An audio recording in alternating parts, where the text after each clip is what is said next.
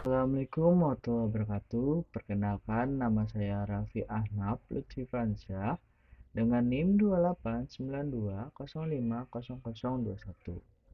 Prodi Manajemen, semester 6, Fakultas Ekonomi dan Bisnis, mata kuliah Perekonomian Indonesia. Dosen pengampu Bapak Mulyono SHMM. Saya kuliah di Universitas Pancasakti Bekasi. Jadi di sini saya ingin melengkapi tugas saya yang di semester 6 yaitu tentang investasi dan penanaman modal. Yang pertama di sini ada definisi investasi.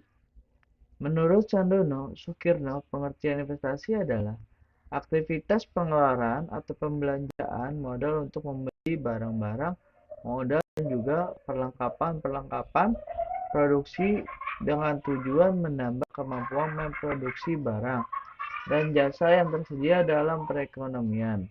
Yang kedua di sini ada menurut Mulyadi bahwa investasi adalah sebuah terkaitan antara sumber-sumber yang dalam suatu periode dengan masa yang panjang untuk mendapatkan hasil keuntungan di masa yang selanjutnya. Dengan begitu, investasi adalah mengembangkan uang atau aset lain agar memberikan keuntungan di masa mendatang untuk mencapai tujuan tertentu. Yang ketiga di sini ada menurut Abdul Halim, investasi pada hakikatnya merupakan penempatan sejumlah dana pada saat ini dengan harapan untuk memperoleh keuntungan di masa mendatang.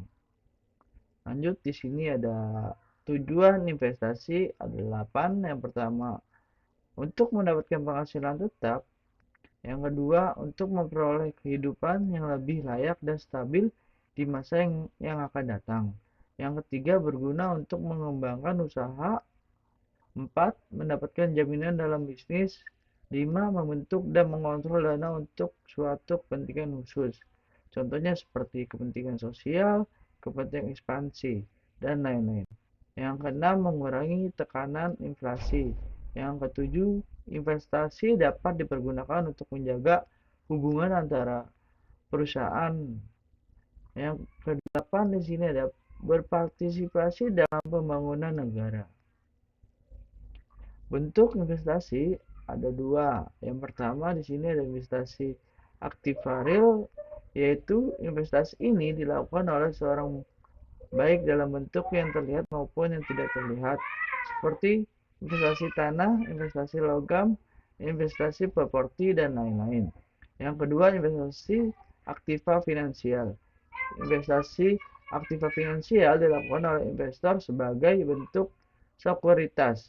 Contohnya investasi deposito dan saham. Jenis investasi berdasarkan jangka waktu. Yang pertama ada investasi jangka pendek. Investasi ini memungkinkan untuk mendapatkan keuntungan kurang dari 3 tahun. Dapat langsung kamu konversikan dengan uang atau jual. Investasi jangka pendek ini memberikan return yang lebih kecil sehingga untuk memenuhi kebutuhan dalam waktu dekat. Contoh dari investasi jangka pendek adalah obligasi jangka pendek, pasar saham, sertifikat deposito. Yang kedua, investasi jangka panjang. Investasi ini membutuhkan waktu lebih dari 3 tahun untuk mendapatkan keuntungan. Return yang dihasilkan oleh investasi jangka panjang tentu juga lebih besar dibandingkan investasi jangka pendek.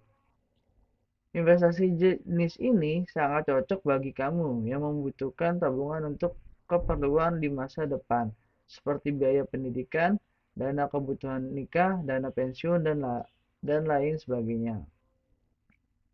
Lanjut, di sini ada materi tentang utang. Yang pertama, di sini ada jenis-jenis utang berdasarkan pengelolaan dana. Yang pertama, utang produktif, yaitu utang jenis ini bertujuan untuk mendapatkan manfaat keuangan, misalnya untuk investasi, modal kerja, modal usaha, membeli rumah untuk disewakan kembali, atau membeli kendaraan agar bisa dipakai untuk membantu aktivitas pekerjaan. Utang yang dipakai untuk pengembangan bisnis, pengusaha dapat memperoleh pendapatan dan keuntungan. Dari keuntungan tersebut, pengusaha dapat menggunakannya untuk membayar cicilan atau melunasi utang. Yang kedua di sini ada utang konsumtif. Utang konsumtif adalah pinjaman dana yang digunakan untuk kebutuhan konsumsi. Utang ini bersifat tidak mendesak atau tidak terlalu penting.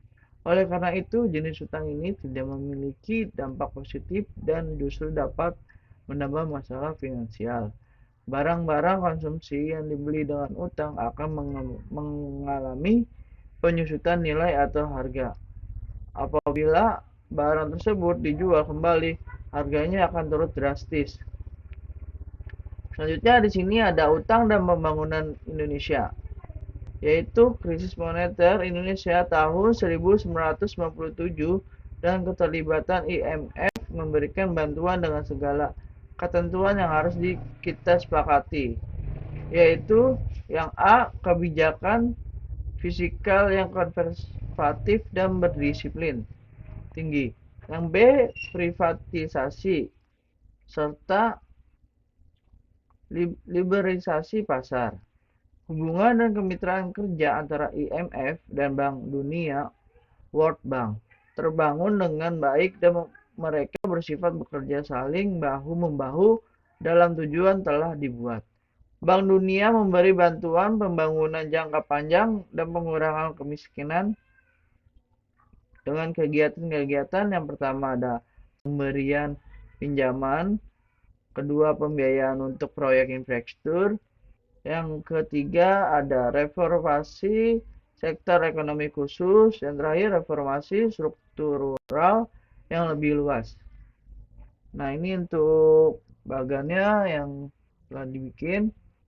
Ada tingkat kepercayaan, lalu di sini ada kemampuan bayar utang, akses dana dan modal asing, lalu di bawahnya ini ada pertumbuhan ekonomi, lalu putar dengan pertumbuhan sosial, lalu naik lagi ke tingkat kepercayaan. Terima kasih atas video presentasi dari saya. Mohon maaf kalau ada salah-salah kata.